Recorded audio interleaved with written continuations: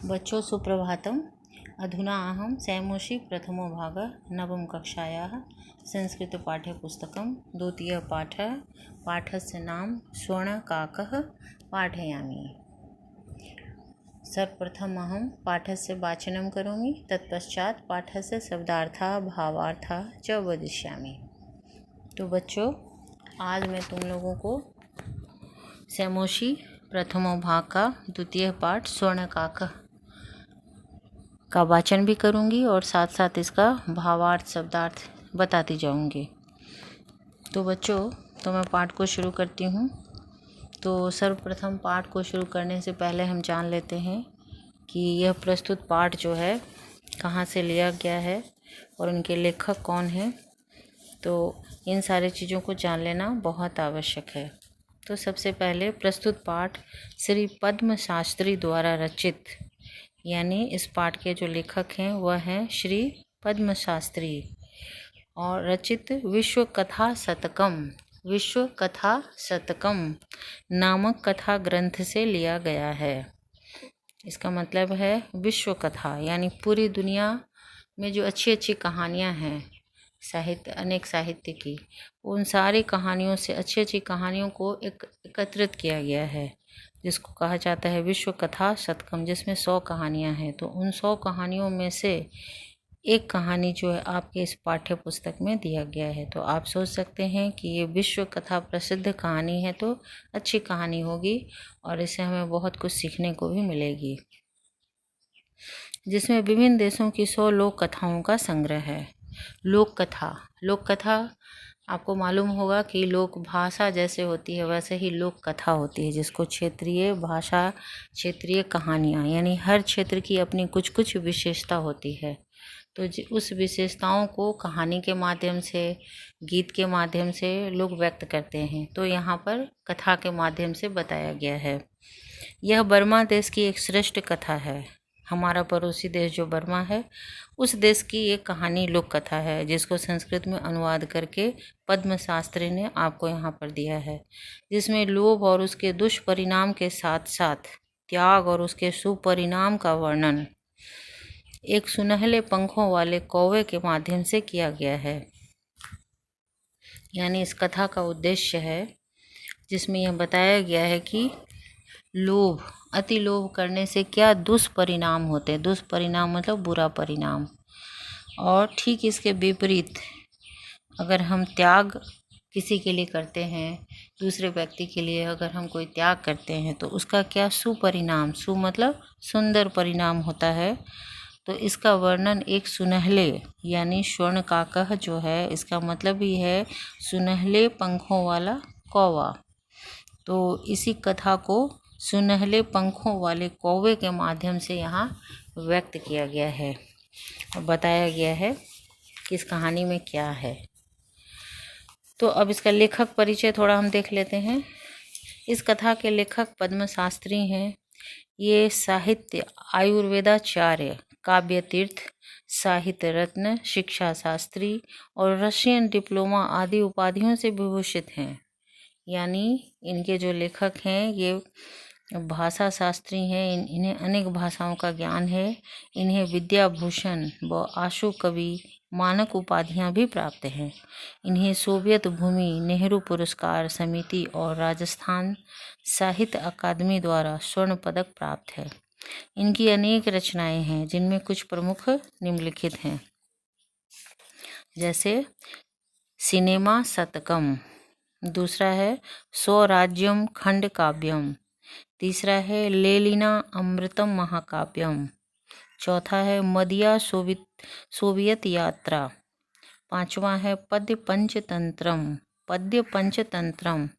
छठा है बांग्लादेश विजय, सातवां है लोकतंत्र विजय और आठवां है विश्व कथा शतकम, जिससे इसी विश्व कथा शतकम से ये प्रस्तुत पाठ है स्वर्णकाकः। और 9वां है चाय शतकम और 10वां है महावीर चरिता अमृतम। तो इस तरह से इनकी 10 रचनाएं जो हैं बहुत ही ज़्यादा प्रसिद्ध हैं। तो 8वां नंबर जो इनकी रचना है विश्व कथा शतकम, उसी विश्व कथा शतकम से इस प्रस्तुत पाठ को शूर्णकाकः पाठ को लिया गया है। तो बच्चों, पाठ को शुरू करते हैं।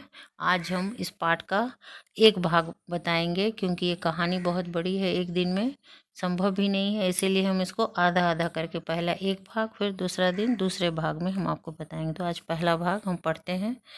पुरा कस्मिंचित् ग्रामे एका निर्धना वृद्धा स्त्री नयवसत् तस्याश्च च एका दुहिता विनम्रा मनोहरा च आसीत्। एकदा माता स्थाल्यां तण्डुलं निक्षिप्य पुत्रम् आदिदेश सूर्यातपे तण्डुलान् खगेभ्यो रक्ष। किञ्चित् काल अनन्तरम् एको विचित्रः काकः समुड्डीय तम् उपजगाम। तो बच्चों, यहाँ पर है पूरा शब्द मतलब होता है, ये पूरा शब्द अव्यय शब्द है, जैसा कि आपको मालूम है। पूरा मतलब होता है प्राचीन काल में, पुराने ज़माने में। और कस्मिंचित यानी किसी ग्रामे, किसी गांव में। कस्मिंचित मतलब होता है किसी, यानी जगह का नाम नहीं दिया है। जैसे पंचतंत्र में कथा है किसी गांव में, किसी नदी में, यानी वो चूंकि कहानी जो है काल्पनिक है, इसलिए नाम नहीं दिया है। तो कस्मिंचित ग्रामे यानी किसी, ग्रामे शब्द में सप्तमी विभक्ति का प्रयोग है। गांव में एका निर्धना वृद्धा स्त्री नयवसत, तो यहाँ पर स्त्रीलिंग का प्रयोग है। निर्धना और वृद्धा, स्त्री, एका, ये सारे शब्द में स्त्रीलिंग का प्रयोग है। यानी पुराने ज़माने में किसी गांव में एक निर्धन का मतलब गरीब होता है, आपको मालूम होगा।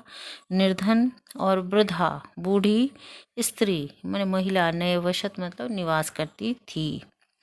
पूरा कस्मिंचित ग्रामे एका निर्धना वृद्धा स्त्री नयवसत, पुराने ज़माने में किसी गांव में एक निर्धन वृद्धा स्त्री निवास करती थी। तस्याह यानी उसकी, च एका, च मतलब और, एका मतलब एक, दुहिता मतलब होता है पुत्री, बेटी। विनम्रा मनोहरा यानी पुत्री में वे सारे गुण थे कि उसकी बेटी जो थी वो बहुत विनम्र, यानी उसमें विनय जो है, नम्रता कूट कूट कर भरी थी। नम्रता और मनोहर, मन को हरने वाला, बहुत सुंदर। च आसित यानी उसकी पुत्री जो थी बहुत ही विनम्र और मनोहर थी। एकदा माता, एकदा शब्द अव्यय शब्द है। एक बार माता, स्थल्याम शब्द में सप्तमी विभक्ति एक वचन का प्रयोग है। ऐसे ये शब्द है स्थालिका मतलब होता है थाली, तो यहाँ है थाली में। तो स्थल्याम तंडुलम निक्षिप्य मतलब रख कर, तंडुल मतलब होता है चावल। पुत्रीम आदिदेश, उसने पुत्री को आदेश दिया, यानी थाली में चावल रख करके अपनी पुत्री को आदेश दिया। उन्होंने कहा, क्या कहा? सूर्या आतपे तंडुलान खगेभ्यो रक्ष। सूर्य आतपे, सूर्य मतलब सूर्य ही होता है, आतपे मतलब गर्मी से, सूरज की गर्मी से। तंडुलान, तंडुल शब्द चावल शब्द है, इसमें तंडुलान बहुवचन में चावल है, तो यहाँ पे द्वितीय व्यक्ति बहुवचन के चावलों को खगेभ्य, खग मतलब पक्षी, खगेभ्यो यानी पक्षियों से रक्षा करना, यानी सूरज की गर्मी में, सूरज की तेज धूप में पक्षियों से इस चावल की तुम रक्षा करना। रक्ष यहाँ धातु है, लोट लकार मध्यम पुरुष एक वचन का प्रयोग है, यानी सूर्य की गर्मी में चावलों को पक्षियों से तुम रक्षा करना। क्योंकि जब बाहर में आप चावल या गेहूँ कुछ फैलाते हैं धूप में, तो क्या होता है, पक्षी आकर के चोंच से उस चावल को ले करके खा जाते हैं। तो ये चूँकि स्त्री जो थी बहुत निर्धन थी, इसके पास खाने के लिए वस्तु नहीं थी, इसलिए अपने पुत्री को आदेश देता है कि जाकर के तुम पक्षियों से इस चावल की रक्षा करो। किंचित काल अनंतरम, किंचित काल यानी कुछ देर के बाद, अनंतरम बाद में, एको विचित्र काकः समुड्डीय तम उपजगाम, यानी कुछ देर के बाद एको विचित्र काकः, विचित्र मतलब जैसा कौवा होता है देखने में उसे बिल्कुल अलग कौवा, समुड्डीय मतलब उड़कर, तम उपजगाम, तम मतलब उस स्थान पर आ जाता है। अब वह बच्ची जो है उस कौवे को देखती है।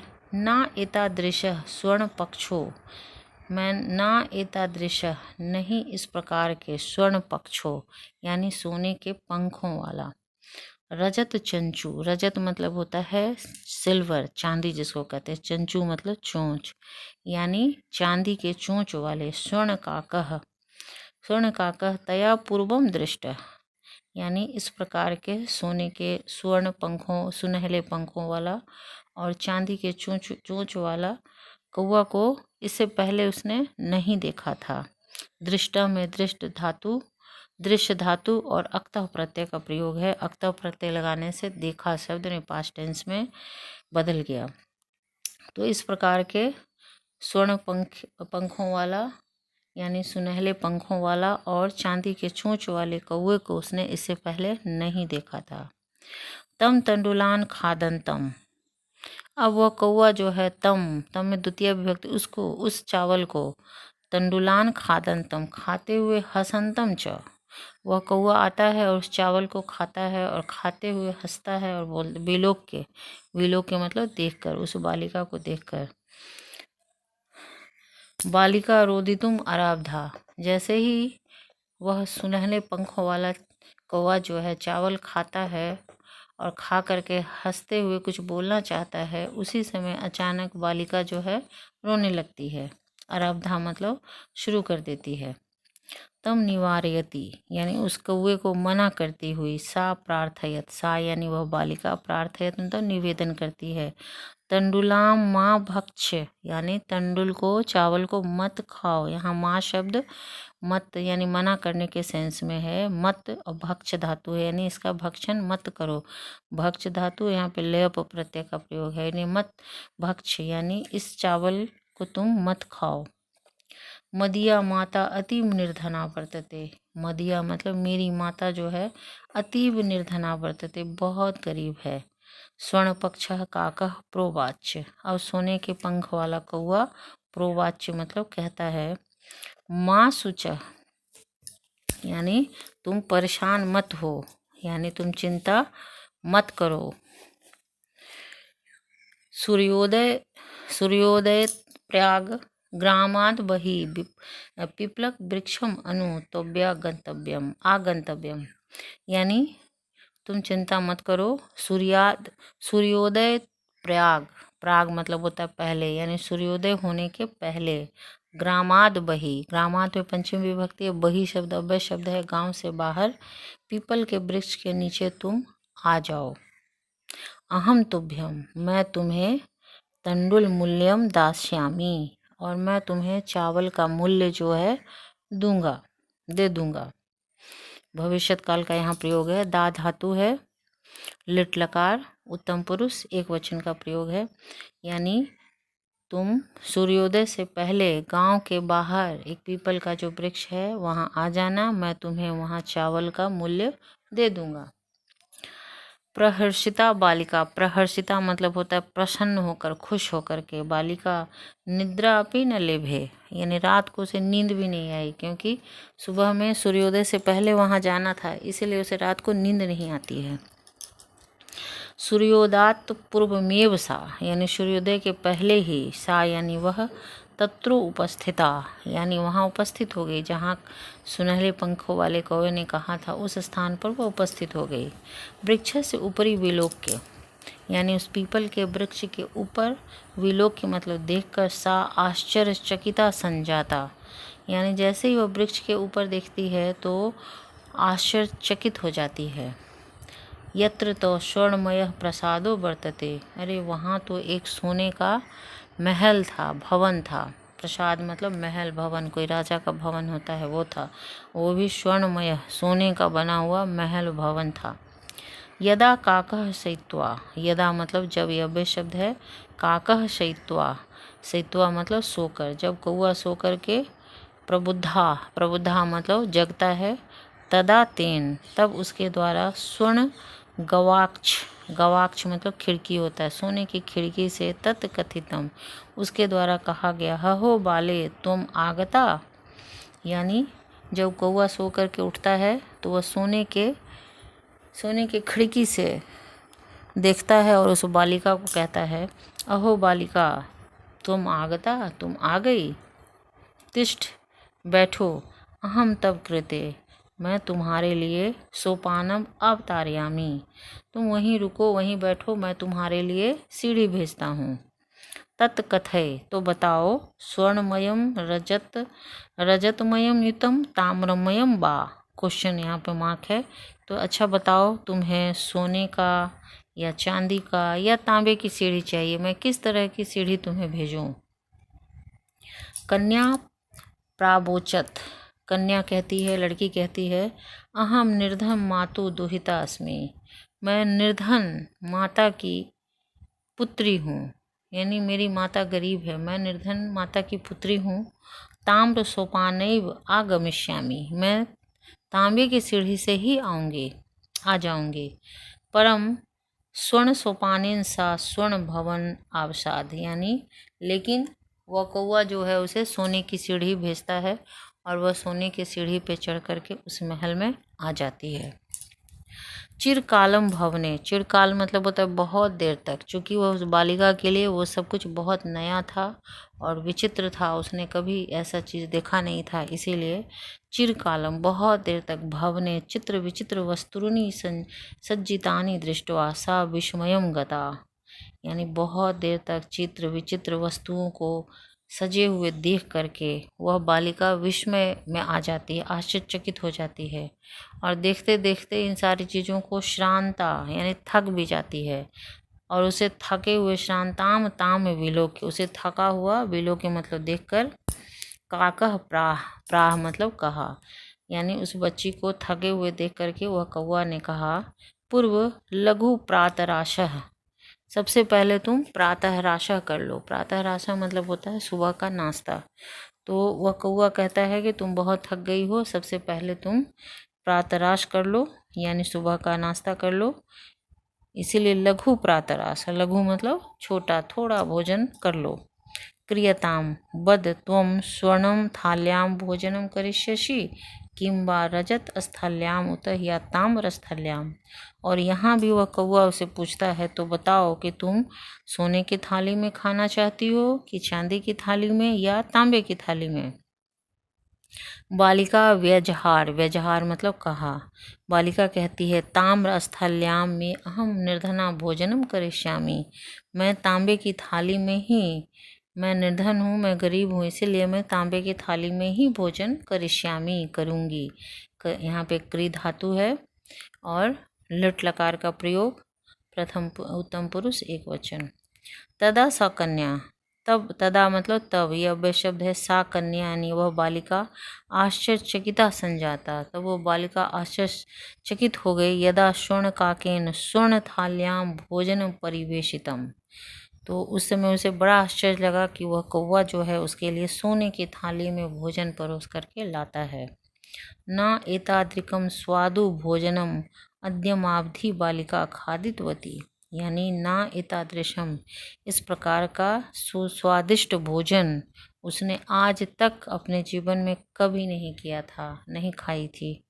काको ब्रूते, कौवा ने कहा, जब बालिका ने भोजन कर लिया तो कौवे ने कहा, काको ब्रूते बालिके अहम इच्छामि यत त्वं सर्वदा तत्रैव सर्वदा च अत्रैव तिष्ठम, परम तब माता वर्तते च एकाकिनी, त्वं शीघ्रमेव स्वगृहम गच्छ, यानी जब बालिका ने भोजन कर लिया तो कौवे ने कहा, अहम इच्छामि, मैं चाहता हूँ कि तुम सर्वदा हमेशा अत्रैव यहीं पर रह जाओ, यहीं तुम रह जाओ, परम किंतु तब माता वर्तते, किंतु तुम्हारी माता तो च एकाकिनी, वहाँ अकेली रहती है, अगर कोई और होता तो तुम यहीं रह जाती, लेकिन तुम्हारी माता अकेली रहती है, इसीलिए तुम शीघ्रमेव स्वगृहम गच्छ, इसलिए तुम शीघ्र ही अपने घर को जाओ। इति उक्त्वा काकः, ऐसा कह करके काकः कक्षा अभ्यंतरम त्रिशो मंजुषा निस्सार ताम प्रत्यवदत, इतना कह करके कौवा जो है दूसरे कमरे से 3 मंजूषा मतलब बक्सा निस्सार्य ताम अवदत्, ला करके उसे देता है और कहता है, बालिके यथेच्छम गृहान मंजूषा में काम, इन बक्सा में से कोई एक बॉक्स जो है तुम ले लो। तो बालिका लघुतमा मंजूषा प्रगृह्य बालिकाया कथित मियम देव मदीय तंडुलाम मूल्यम। तो बालिका सोचती है कि चावल का मूल्य कितना होगा, थोड़ा ही मूल्य होगा, इसीलिए वह सबसे छोटा बक्सा जो है मंजूषा जो है वह लेती है और लेकर के आ जाती है। गृहम आगत्य, घर आकर तया मंजूषा सम उद्घाटिता, घर आकर के जब वह बक्सा खोलती है, तस्या महाहरानी हीरकानी विलोक्य सा प्रहर्षिता तद्दितानि च संजाता। यानी घर आकर के जब वो बालिका मंजूषा को उद्घाटित करती है, खोलती है, तब उस बक्से में इतने महंगे हीरे जवाहरात देख करके, बहुमूल्य, महाहरानी मतलब होता है बहुमूल्य, बहुमूल्यानी हीरे जवाहरात देख करके वो बहुत ही खुश हो जाती है और फिर उस दिन से वह धनी हो जाती है, यानी उसके पास किसी चीज़ की कोई कमी नहीं रह जाती है। तो बच्चों, ये आपका आज एक भाग हुआ और अगले दिन इसी पाठ का हम फिर आपको दूसरा भाग इसी तरह भेजेंगे। तब तक आप इसको पढ़िए, पढ़ करके समझिए और समझ करके इसका शब्दार्थ लिख करके हमें भेजिए। फिर दूसरे दिन हम फिर इसका दूसरा भाग बना करके भेजेंगे। धन्यवाद।